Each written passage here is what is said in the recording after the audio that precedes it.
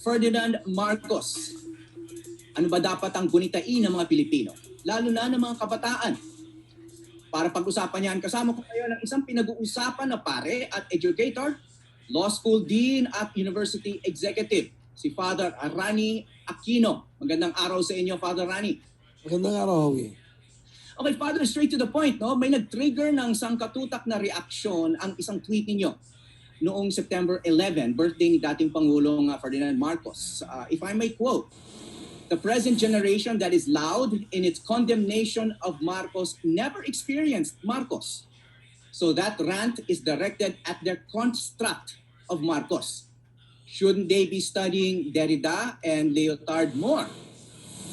Okay, Father, hindi po ako philosophy major, ano? So mahirap makipagdebate tungkol sa yung last line ninyo, no, about Derrida and Lyotard. Pero ang implication kasi nitong tweet, the way many understood it, is the current generation doesn't know what it's talking about because it never experienced Marcos, or it wasn't alive. Nung kasagsagan ng Marcos regime, the peak of the Marcos regime, they were not even alive. And my understanding is you're suggesting hindi ito valid, yung kanilang construct or idea of Marcos, or may mas valid na idea of Marcos. So, Father, can you explain what you meant? I know that on Twitter it's difficult to explain very deeply a lot of things. No? So, and what do you think the youth are missing in their idea or so-called construct of former President Marcos? Okay, unang-una, dapat intindihin natin ang ibig sabihin ng isang construct. Lahat ng kaalaman ng tao ay nababatay sa mga construct. Walang kaalaman na hindi gumagamit ng construct. Kasi ang ginagawa natin, pinipili natin yung nakikita, we choose what we perceive, and we perceive it always from a certain standpoint. Kaya kahit na dalawang tao, parehong nakikita, iba ang pagtingin nila. Kasi iba yung standpoints nila. And I am not saying na just because the youth are directing their criticism at a construct, I am not saying that they're wrong. I'm saying they are directing it at one construct. And I refer to Derrida and Lyotard because these are the people who said, kung susunod kayo sa kwento, huwag kayong makinig sa isang kwento lang, pakinggan nyo ang lahat ng kwento. You better listen to all narratives. And bibigyan ko kayo ng isang simpleng halimbawa. Tayong mga Kristiyano, hindi ko alam, wala na nakikinig ay Kristiyano. Pero tayong mga Kristiyano, ang pananampalataya natin ay nakabase sa isang construct. Ito yung narinig natin sa mga paring nagtuturo sa atin, at ito rin ang naririnig, nababasa natin sa banal na kasulatan. So talagang construct ito. At paminsan-minsan, kinakailangan natin na repasuhin itong construct natin at tanungin ang sarili, ito pa yung kompletong storya ng ating Panginoon? In fact, Howie, there's this raging debate in theology over the difference between what is called the Jesus of history and the Christ of faith. Ang alam natin, yung Kristo na sinesermon ng mga pare at nakasulat sa banal na kasulatan, pero madaming gustong pag-aralan ang talagang buhay ng ating Panginoon. Well, if that is true of the Lord Jesus, that is true of what I'm talking about in respect to Marcos. Yes, hindi ko tinatanggi na maraming storya ng mga biktima ng martial law dapat pakinggan. At napakinggan na nga sila. Pero may mga ibang kwento naman na hindi pa napakinggan. Example, kung marami kang may tuturo na desisyon ng mga korte o hukuman na nagko-convict sa kanila, may mga desisyon din na nag-a-acquit sa kanila. For example, very recently, na-acquit si Ginang Marcos, si Naimi, na-acquit sila. At bakit hanggang ngayon, kahit tagal-tagal na ang trabaho ng PCGG, hanggang ngayon, hindi nila malutas-lutas ang napakadaming kaso. So my point is that I am not I am not saying support Marcos or Marcos is hero. That's not my point. Listen to all the stories. Okay, Howie. I guess what people were also reacting to was parang the tone of that, no? Yung sinasabi yung mag-rant. Kasi the fact is, there are people who believe that the worst aspects of martial law or the Marcos regime might be returning to the Philippines, no? As we know, malaking usapin ngayon yung tungkol sa press freedom, di ba? Mga human rights violation, yung the whole concept of authoritarianism, no?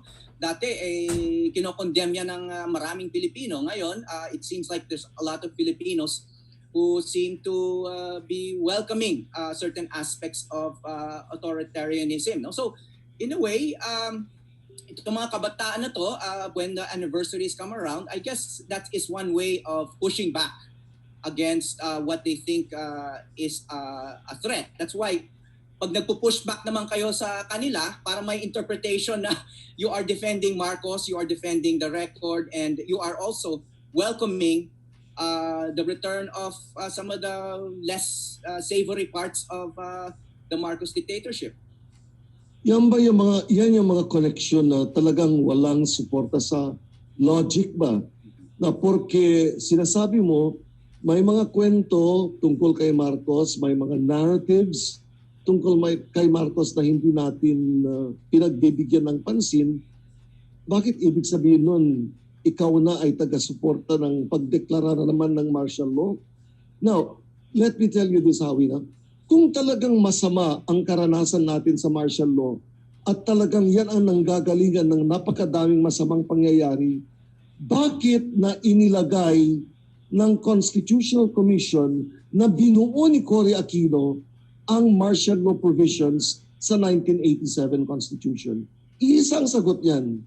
Halos lahat ng saligang batas na pinag-aralan ko, kasi yan ang tinuturo ko sa San Beda, comparative constitutions, may provisions na nagbibigay ng emergency powers sa head of government. In other words, you cannot say martial law is the source of all evil. And you cannot also say never again to martial law. In cases of invasion, rebellion, and when the public safety requires it, the president has the duty to declare martial law to protect the republic. Now, tama, marami ang kwento tungkol sa paglalapastangan sa mga karapatan ng tao sa panahon ng martial law. Yan ay hindi natin dapat itanggi. Pero ang tanong ko lang, lahat ba ng datos ay nasa sa atin na at pwede nating humusga kung mabuti o masama talaga ang lahat? For example, ang sinasabi natin, lahat ng namatay sa martial law ay dahil sa Marcos, kay Marcos. Alam ba natin kung siya ay nagbigay ng utos sa lahat na yan?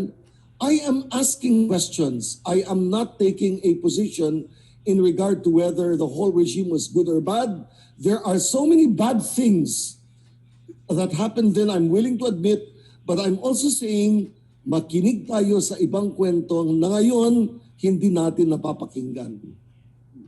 Well, I guess siguro mahirap talaga sagutin yung mga tanong na yan, ano?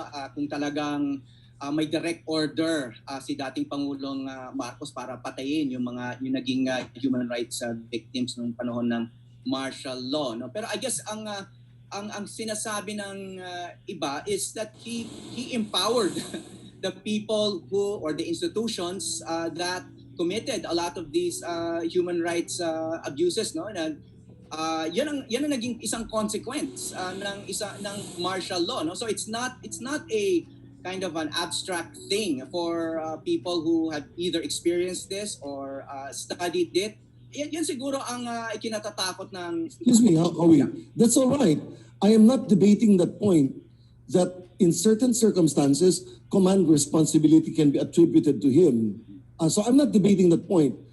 I'm asking rather, there are many Filipinos who support him. And you yourself said kanina, marami pa rin ang nagpupuri sa kanya. So, bakit natin hindi rin pakinggan ang mga puri nila sa kanya?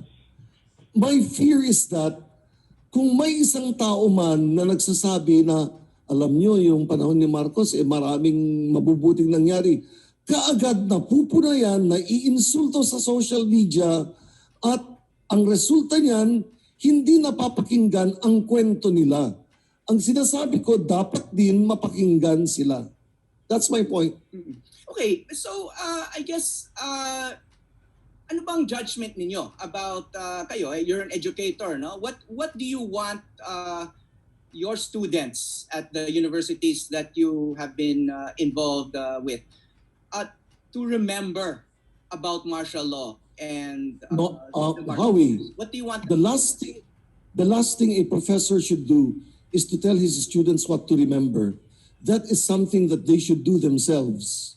But what I'd like my students, whether in the graduate school or in the undergraduate or my fellow professors, to develop is critical thinking.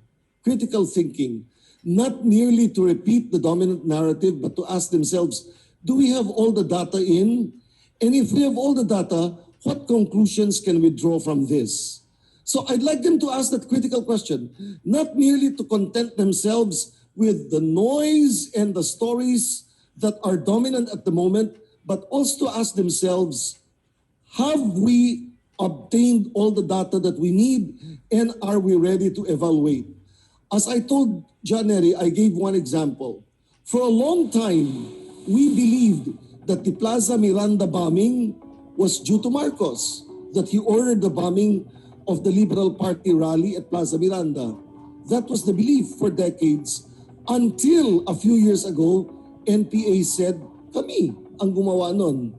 That is my fear, that we are judging before all the data is in. So I will not tell my students what to say, what to judge. I will not tell them how to evaluate.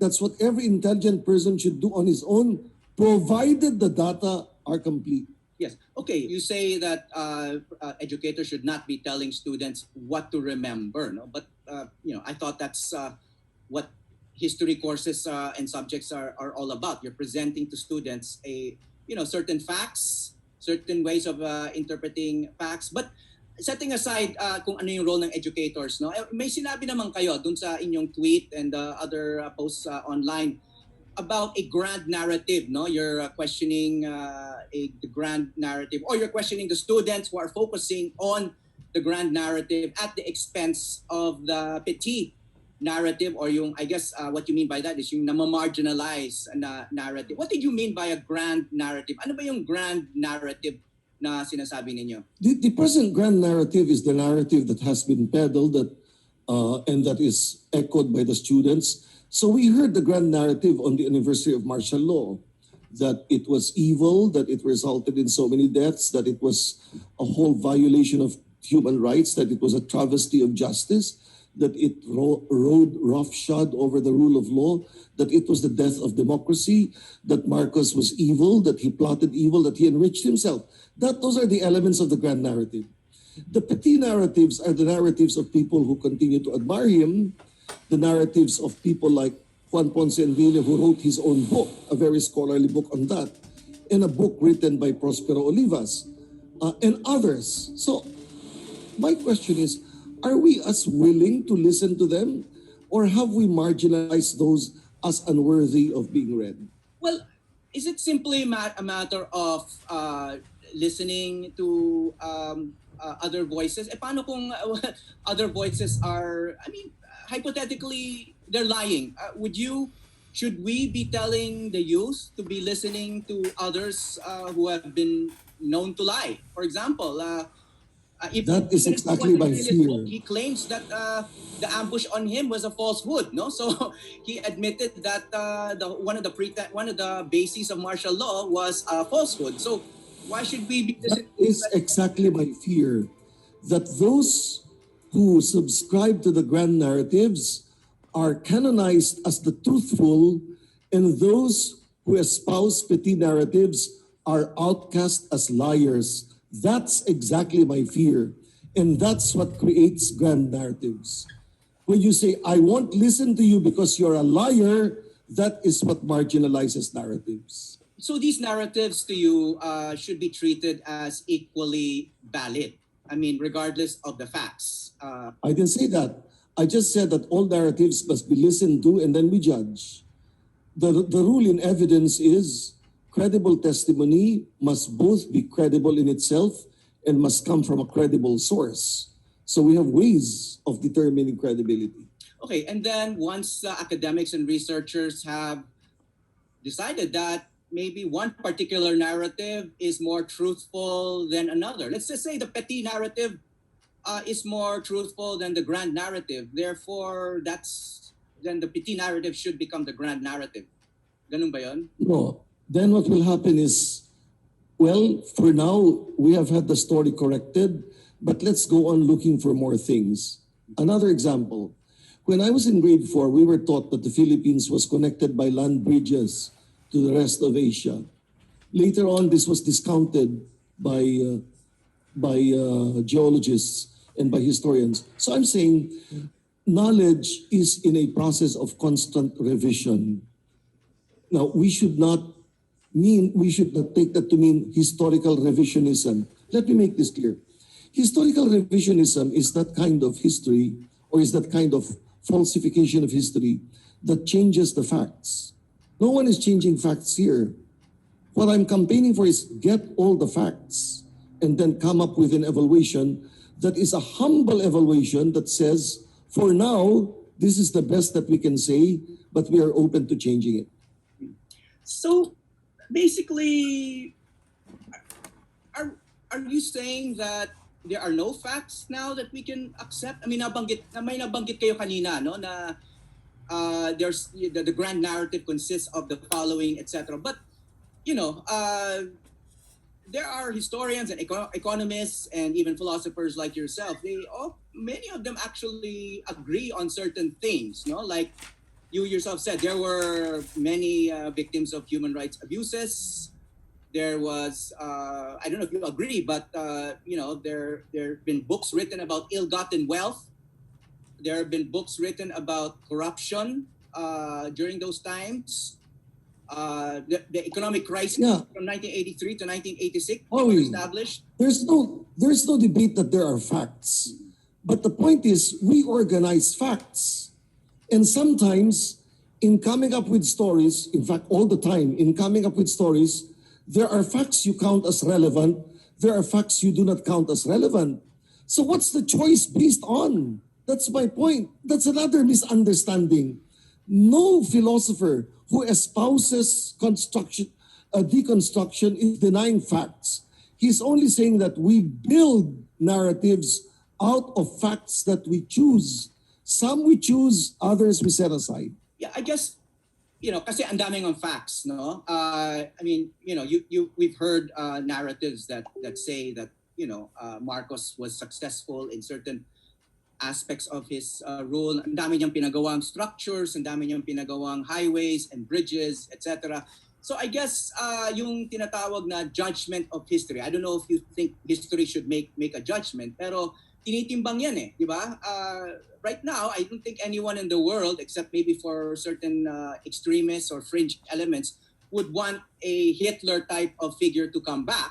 Pero may mga neo-Nazi na nagsasabi na, hey, listen, Hitler made the trains in Germany run on time. Importante rin yun. I mean, so it really boils down to, I guess, value. Ano bang importante sa isang sambayanan? Di ba? Now, nabanggit nyo yung mga ibang sinasabi doon sa grand narrative. No? So ano ba yung nasa petit narrative na kailangan i-consider when history makes a judgment, or when the present generation makes a judgment about Marcos, so they're not simply dismissed as ranting against their own construct? Ano ba dapat ang kinoconsider nila when I'm not going to do this. I'm not going to do the assignment that historians and scholars should do. You know, that's exactly the point of Professor Clarita Carlos. No? Professor Claire has repeatedly and intelligently said the evaluation of the Marcos administration is going to be a scholarly endeavor that involves so many aspects, many of which are not yet clear to us. Let me just say this. No? There is this very influential line from Paul Ricoeur on memory, and he says, we have an obligation to remember And the obligation to remember is an obligation we owe to the victims. Because if we do not remember, their stories will never be told. But remembering hovers between two dangers. Number one, we can allow ourselves to brood over what happens, to keep returning it, or we can tempt ourselves into forgetting. So those are two equal dangers and they should be avoided. Sometimes in our brooding over what happens, as I said, we silence all other narratives. My only interest is the interest of a philosopher and also the interest of one who is interested in evidence. Let's get all the evidence on hand before we pass judgment. And when we are able to pass judgment, let that be a tentative judgment that says we await further facts. Okay. So, Howie, yeah, I know you're busy. I just have one final question, Father, and thank you so much for your time and wisdom on this Yes. matter. No? I just want to go back to one of the original points that kind of triggered this entire discussion. No? Yung sinabi niyo nga, dahil ang daming kabataan ngayon online na nakikinig sa inyo. No? The present generation, sabi niyo sa tweet, that is loud in its condemnation of Marcos never experienced Marcos. No? So, sabi nyo, you've been misunderstood dun sa linya na yan. But the way it comes off is, kung hindi ka buhay noong panahon ni Marcos, parang ano yung pinagsasabi mo? Di ba? Ano yung... you know, Howie, the best thing is, you can return that to me and say, wala ka nung panahon ni Jesucristo, so dapat hindi mo paniwalaan si Jesucristo. And that's a foolish thing. So that could not have been my intent. Because if that was my intent, I would be attacking myself. My intent rather was, since you were not there then please realize na kung ano man ang sinasabi mo at kung anong alam mo, ay nakabata yan sinasabi ng ibang tao at sa sinulat ng ibang tao. So, dapat ka rin makinig sa ibang kwento na ngayon hindi mo pinapakinggan. So, thank you so much, Howie, for this opportunity. And it has been a delight being with you this morning. Thank you, Father. Thank you for your time and good luck in your job there in Cagayan. Sa mga matagumpay lamang daw, nagiging mabait ang kasaysayan. Pero sa mga mapang-api, nagiging mapanghusga ito. Sa paggunita ng kasaysayan ng martial law, marahil ang mas mahalaga, higit sa anumang malawakang pananaw, ay ang pagsandig sa katotohanan. Ito po ang Quarantine with Howie Severino.